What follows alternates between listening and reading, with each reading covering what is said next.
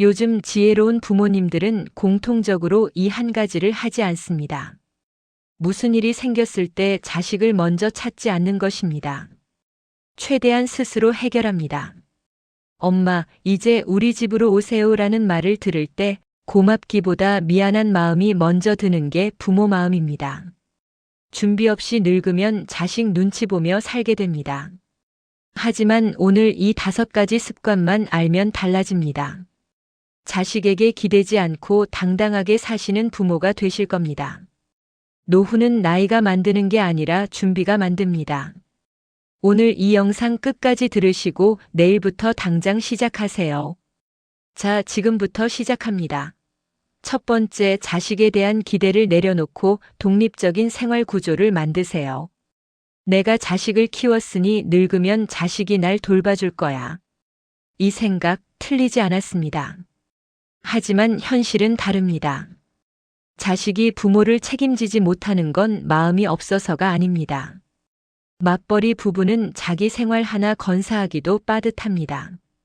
아침 일찍 출근해서 밤늦게 퇴근하고 주말에는 밀린 집안일하고 아이들 학원 보내고 그러다 보면 부모님 찾아뵐 시간이 없습니다. 손주 키우고 좁은 집에서 부부 관계 유지하고 며느리 사위와의 관계에 신경 쓰고 이 모든 게 사랑만으로 해결되지 않습니다. 얼마 전 한 70대 어머니를 만났습니다. 세 자녀를 키우며 평생 헌신하신 분이었습니다. 자식들이 대학 갈 때까지 새벽 일도 마다하지 않으셨고 자식들 결혼시키느라 집까지 팔았습니다. 당연히 노후에는 자식들이 돌봐줄 거라 생각하셨죠. 하지만 막상 혼자 되고 몸이 아프니 자식들은 각자 바빴습니다. 큰아들은 사업이 어렵고 둘째는 맞벌이에 육아로 정신없고 막내는 해외에 나가 있었습니다. 누구 하나 나쁜 사람 없습니다. 다들 최선을 다하며 살고 있었습니다. 그런데 그 어머니는 말씀하셨습니다.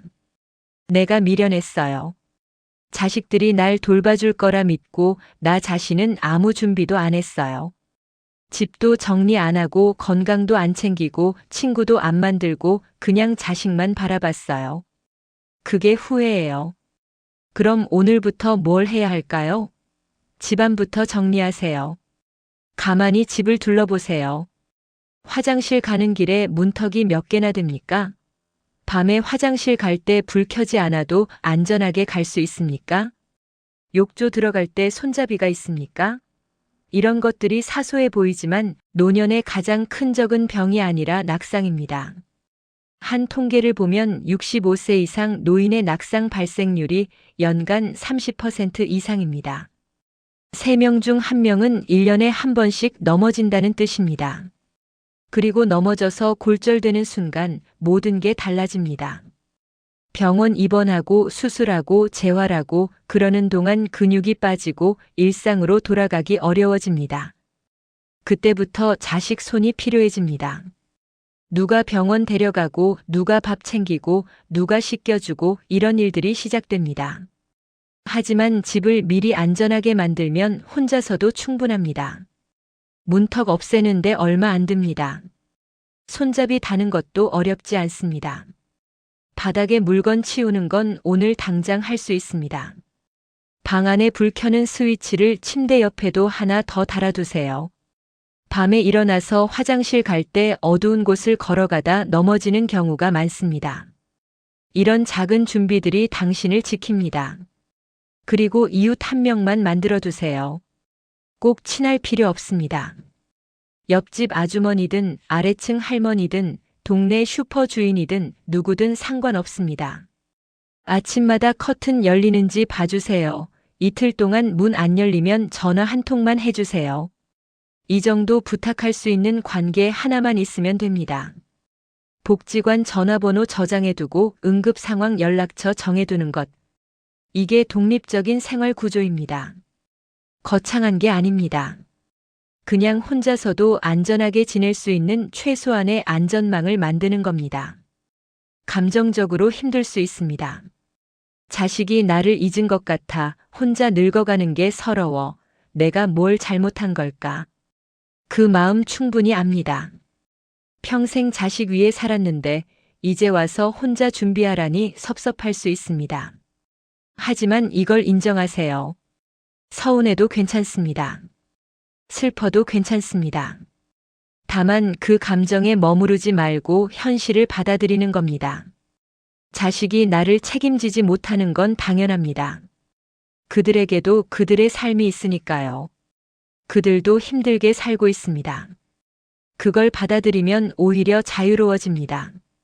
나는 나대로, 너희는 너희대로. 서로 부담 없이 지내는 게 진짜 사랑이야. 이렇게 생각할 수 있을 때 노후는 외롭지 않고 자유로워집니다. 자식이 가끔 찾아올 때 진심으로 반가워할 수 있고 못 찾아와도 서운하지 않습니다. 내가 준비되어 있으니까요. 두 번째, 병을 고치려 애쓰지 말고 회복력 있는 몸을 만드세요. 나이 들면 병은 당연히 생깁니다. 무릎 아프고 혈압 오르고 소화 안 되고 허리 굽고 눈 침침하고 귀 어두워지고 이 모든 게 자연스러운 과정입니다. 많은 분들이 병을 고치려고만 애씁니다. 병원 다니고 약 먹고 이것저것 찾아보지만 나이는 거스를 수 없습니다. 무릎 연골은 다시 자라지 않고 혈관은 다시 젊어지지 않습니다. 그래서 중요한 건 병을 고치는 게 아니라 회복력 있는 몸을 만드는 것입니다. 한 80대 할아버지 이야기를 해드리겠습니다. 이분은 당뇨도 있고 혈압도 높으셨습니다. 무릎도 안 좋아서 계단 오르기가 힘드셨죠. 하지만 이분은 매일 아침 30분씩 걸으셨습니다. 빠르게 걷는 게 아니라 천천히 자기 속도대로 걸으셨습니다. 그리고 매일 계란 2개씩 드시고 점심에는 꼭 생선이나 두부를 드셨습니다. 병이 나은 건 아닙니다. 당뇨도 여전하고 혈압도 높습니다. 하지만 이분은 88세까지 혼자 장 보러 다니고 밥 해먹고 혼자 생활하셨습니다. 비결이 뭐냐고 물으니 이렇게 말씀하셨습니다. 병을 고치려고 하지 않았어요. 그냥 오늘 하루 잘 살려고 했어요. 매일 조금씩 움직이고 잘 먹고 잘 자고. 그게 전부예요. 노년의 진짜 위기는 암이나 심장병이 아닙니다. 물론 그것도 무섭지만 더 무서운 건 낙상과 근력 저하입니다. 넘어져서 골절되면 몸이 급격히 약해집니다. 누워 지내는 시간이 길어지면 근육이 빠지고 근육이 빠지면 다시 일어서기 힘들어지고 악순환이 시작됩니다. 통계를 보면 70대 이상 노인이 낙상 후 골절되어 1년 안에 사망하는 비율이 20% 이상입니다. 5명 중 1명은 낙상 후 1년 안에 세상을 떠난다는 뜻입니다. 병보다 무서운 게 넘어지는 겁니다. 그럼 어떻게 해야 할까요? 하루 3번, 5분씩만 움직이세요. 거창한 운동 아닙니다. 아침에 일어나서 화장실 다녀온 후 침대 옆에서 앉았다 일어서기 10번. 점심 먹고 나서 집안을 천천히 한 바퀴 걷기. 저녁 먹고 설거지 끝난 후 벽 짚고 제자리 걷기 2분. 이 정도면 충분합니다. 중요한 건 꾸준함입니다. 하루 30분 운동하다 지쳐서 관두는 것보다 하루 5분씩이라도 평생 하는 게 훨씬 낫습니다. 근육은 나이와 상관없이 만들어집니다. 80세에도 운동하면 근육이 생깁니다. 실제로 연구 결과를 보면 90세 노인도 근력 운동을 하면 근육량이 증가한다고 합니다. 다만 꾸준해야 합니다. 일주일에 한 번 1시간 하는 것보다 매일 5분 하는 게 훨씬 효과적입니다. 그리고 단백질을 드세요. 나이 들면 입맛이 없어 죽이나 국물만 먹는 분들이 많은데 단백질 없이는 근육이 유지되지 않습니다. 아침에 계란 1개, 점심에 생선 1토막, 저녁에 두부 반모. 이 정도면 됩니다. 중요한 건 매일 조금씩이라도 단백질을 섭취하는 겁니다. 그래야 몸이 버팁니다. 쇼펜하우어는 이런 말을 남겼습니다. 행복은 외부 조건이 아니라 흔들리지 않는 구조에서 나온다. 노후의 구조는 바로 몸입니다. 아무리 돈이 많아도 몸이 약하면 행복하지 않습니다. 침대에 누워서 천장만 보며 지내는데 무슨 행복이 있겠습니까? 반대로 돈이 조금 부족해도 몸이 건강하면 그럭저럭 살아갈 수 있습니다. 직접 밥 해먹고, 직접 빨래하고, 직접 청소하고, 직접 장 보러 다니면 돈이 덜 듭니다. 운동은 노력이 아니라 생존 리듬입니다. 밥 먹듯이, 잠자듯이 매일 몸을 움직여야 합니다. 그게 자식에게 짐 되지 않는 가장 확실한 방법입니다. 오늘부터 시작하세요. 지금 당장 자리에서 일어나서 앉았다 일어서기 5번만 해보세요. 힘들면 3번만 해도 됩니다. 그게 시작입니다. 내일은 6번, 모레는 7번, 이렇게 조금씩 늘려가면 됩니다. 세 번째, 깊은 관계보다 얕고 규칙적인 연결을 유지하세요. 나이 들면 친구가 줄어듭니다. 누구는 세상을 떠나고, 누구는 아파서 연락이 끊기고, 누구는 자식 손주 돌보느라 바쁩니다. 하나둘 연락이 줄다 보면 어느새 혼자 남습니다. 외로움이 밀려옵니다. 그 외로움이 의욕을 무너뜨립니다. 뭐하러 밥을 먹어, 뭐하러 씻어. 어차피 아무도 안 보는데 내일도 똑같을 텐데. 이렇게 되면 몸도 마음도 빠르게 무너집니다. 한 연구 결과를 보면 사회적으로 고립된 노인의 경우 우울증 발병률이 3배 이상 높고 치매 발병률도 2배 이상 높다고 합니다. 외로움이 병을 만듭니다. 많은 분들이 착각합니다. 외로움을 해결하려면 깊은 관계가 필요하다고 생각하는 것. 하지만 노년의 깊은 관계는 오히려 부담입니다. 서로 아프고 서로 바쁘고 자주 만나기 힘듭니다. 깊은 관계는 에너지가 많이 듭니다. 상대방 생일 챙기고 아플 때 찾아가고 좋은 일 있을 때 축하하고 힘든 일 있을 때 위로하고 이런 것들이 젊을 때는 괜찮지만 나이 들면 부담스럽습니다. 그래서 더 중요한 건 얕지만 규칙적인 연결입니다. 꼭 친해질 필요 없습니다. 끊기지만 않으면 됩니다. 한 70대 할머니 이야기입니다. 이분은 매주 화요일 목요일 오전 10시에 동네 복지관에 가십니다. 거기서 노래교실에 참여하십니다. 노래를 특별히 잘하시는 것도 아니고 거기서 친한 친구가 생긴 것도 아닙니다. 그냥 가서 1시간 노래 부르고 오십니다. 옆에 앉은 사람들과 오늘 날씨 좋네요. 요즘 어떻게 지내세요? 다음 주에 또 봐요. 이 정도 인사만 나누고 옵니다. 하지만 이분은 말씀하십니다. 그게 내 삶의 리듬이에요. 화요일, 목요일 오전에 나갈 곳이 있다는 것, 누군가를 만난다는 것, 그것만으로도 삶이 달라져요. 월요일 저녁에는 내일 복지관 가야지 하며 옷을 준비하고 화요일 아침에는 일찍 일어나서 준비하고 다녀와서는 오늘 누구를 만났고 무슨 노래를 불렀는지 생각하고 이렇게 사는 게 좋아요. 어떻게 하냐고요? 복지관 프로그램에 한 달에 2~3번만 나가세요. 거기서 누군가와 깊은 대화 나눌 필요 없습니다. 오늘 날씨 좋네요. 요즘 어떻게 지내세요? 건강하세요. 이 정도 인사만 나눠도 충분합니다.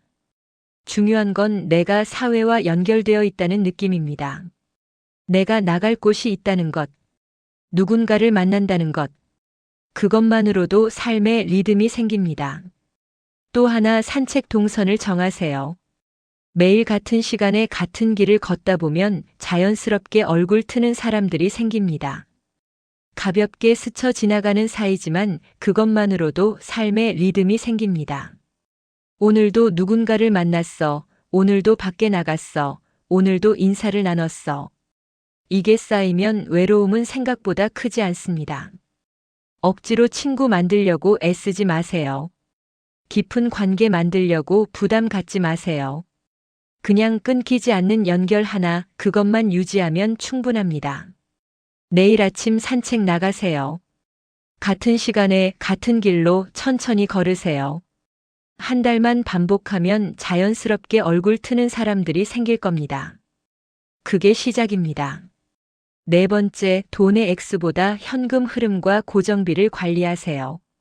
노후 불안의 가장 큰 이유는 돈입니다. 내가 가진 돈으로 몇 년을 버틸 수 있을까? 병원비 나가면 얼마 안 남을 텐데. 자식한테 손 벌리기 전에 돈이 떨어지면 어떡하지? 요양원 가려면 돈이 얼마나 들까? 이런 걱정 때문에 잠 못 이루는 분들이 많습니다. 하지만 노후 불안은 돈의 액수 때문이 아닙니다. 예측 불가능성 때문입니다. 예를 들어볼까요? 통장에 5천만 원 있는 사람과 통장에 1,000만 원 있지만 매달 50만 원씩 연금 들어오는 사람. 누가 더 안심될까요? 당연히 후자입니다. 5천만 원은 많아 보이지만 언제 다 쓸지 모릅니다. 한 달에 100만 원씩 쓰면 4년 조금 넘게 버팁니다. 병원비 한 번 크게 나가면 순식간에 줄어듭니다. 그리고 매일 통장 잔액을 확인하면서 불안해집니다. 이번 달에 얼마 나갔지? 아, 또 줄었네. 이 속도면 몇 년 못 버티겠어. 하지만 매달 50만 원씩 고정 수입이 있으면 적어도 기본 생활은 유지할 수 있다는 확신이 생깁니다. 전기세, 가스비, 통신비, 식비 정도는 커버됩니다. 통장에 1,000만 원 있으니 갑자기 큰돈 들어갈 일 있어도 버틸 수 있습니다. 노후 불안은 금액이 아니라 흐름의 문제입니다. 한 60대 후반 어른의 이야기입니다. 이분은 통장에 3억 원 정도 있었습니다. 남편 돌아가시고 받은 보험금과 평생 모은 돈이었습니다. 처음에는 안심했습니다. 이 정도면 10년은 버티겠지. 하지만 막상 쓰기 시작하니 불안했습니다. 매일 통장 확인하며 불안해했습니다. 그러다 복지관에서 기초연금 신청하라는 얘기를 들었습니다. 신청해보니 한 달에 30만 원 정도 나왔습니다. 그리고 동네 식당에서 설거지 일을 시작했습니다. 한 달에 40만 원 정도 받았습니다. 합쳐서 70만 원. 이 어르신은 말씀하셨습니다. 마음이 완전히 달라졌어요. 통장에 있는 돈은 비상금으로 두고 매달 들어오는 70만 원으로 생활하니까 불안이 확 줄었어요. 통장 잔액은 줄지 않고 매달 일정하게 돈이 들어오니까 안심이 돼요. 그럼 오늘부터 뭘 해야 할까요? 먼저 고정비를 줄이세요. 통신비, 보험료, 구독료가 매달 얼마나 나가는지 확인하세요. 통신비 한번 보세요. 5만 원 넘게 나가는 분들 많습니다. 요즘은 2만 원대 요금제도 좋습니다. 필요 없는 데이터 많이 나가는 요금제 쓸 필요 없습니다. 보험료도 확인하세요. 젊을 때 든 보험 그대로 유지하는 분들 많습니다. 지금 필요 없는 보험 정리하세요. 특히 중복 보장되는 보험들 많습니다. 구독료도 확인하세요. 넷플릭스, 유튜브 프리미엄, 신문 구독, 이런 것들 다 합치면 한 달에 3만 원 이상 나갑니다. 정말 필요한지 생각해 보세요. 한 달에 10만 원만 줄여도 1년이면 120만 원입니다. 작은 돈 같지만 노후에는 이게 큰 돈입니다. 고정비가 줄어들면 통장 잔액이 줄어드는 속도가 느려집니다. 그것만으로도 마음이 훨씬 편해집니다. 그 다음으로 작은 고정 수입 구조를 만드세요. 국민연금 받으시나요? 기초연금 신청하셨나요? 받을 수 있는데 신청 안 하신 분들 많습니다. 복지관 가서 상담 받아보세요. 만약 가능하다면 작은 일거리라도 하나 만들어 두세요. 한 달에 20만 원, 30만 원이라도 들어오면 마음이 달라집니다. 나는 아직 쓸모 있는 사람이야. 나는 아직 벌 수 있어. 나는 아직 할 수 있는 게 있어. 이 느낌이 노후를 지탱합니다. 중요한 건 돈을 많이 모으는 게 아니라 예측 가능한 흐름을 만드는 것입니다. 매달 조금이라도 들어오고 고정비는 낮추고 그렇게 안정적인 구조를 만들면 통장에 얼마가 있든 불안은 훨씬 줄어듭니다. 노후는 부자가 되는 게 아니라 예측 가능해지는 겁니다. 그게 자식에게 짐 되지 않는 가장 현실적인 방법입니다.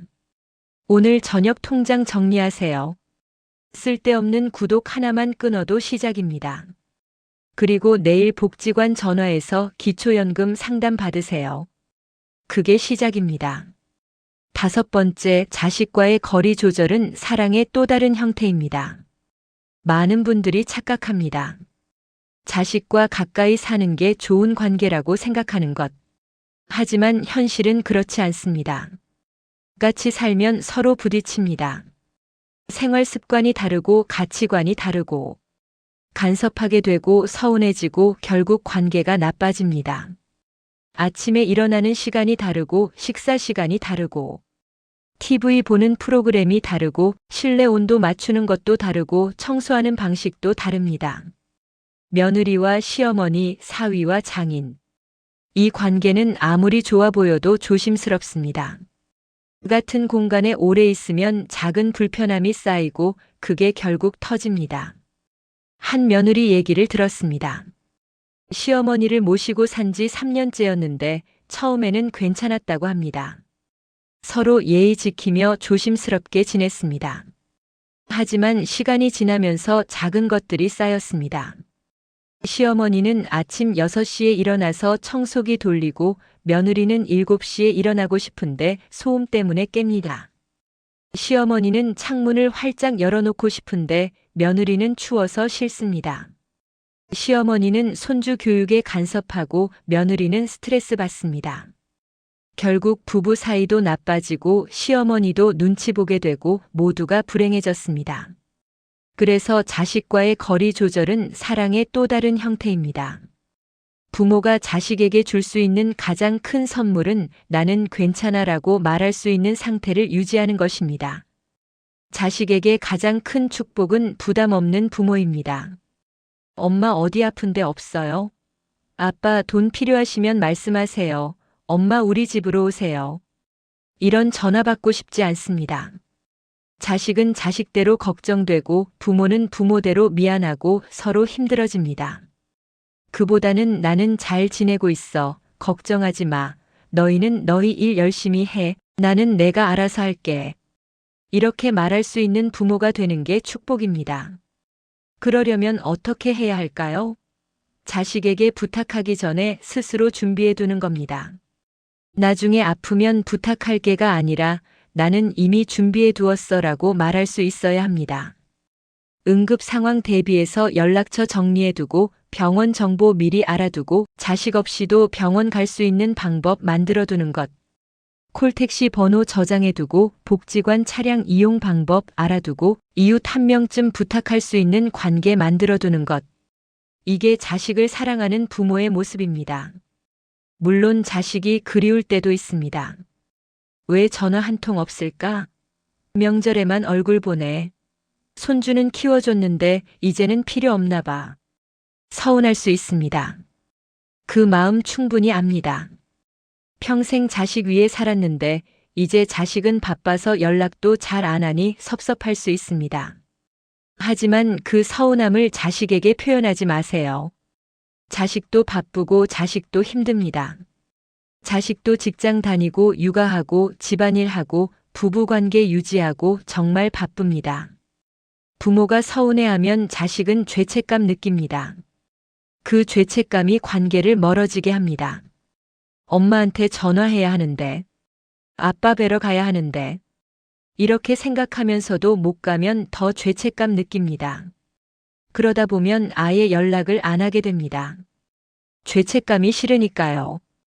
그보다는 너희가 잘 지내는 게 내 기쁨이야. 바쁘면 연락 못해도 괜찮아. 명절에 못 오면 다음에 와. 너희 일이 더 중요해. 이렇게 말하세요. 그게 진짜 사랑입니다. 그렇게 말해주면 자식은 오히려 더 자주 찾아옵니다.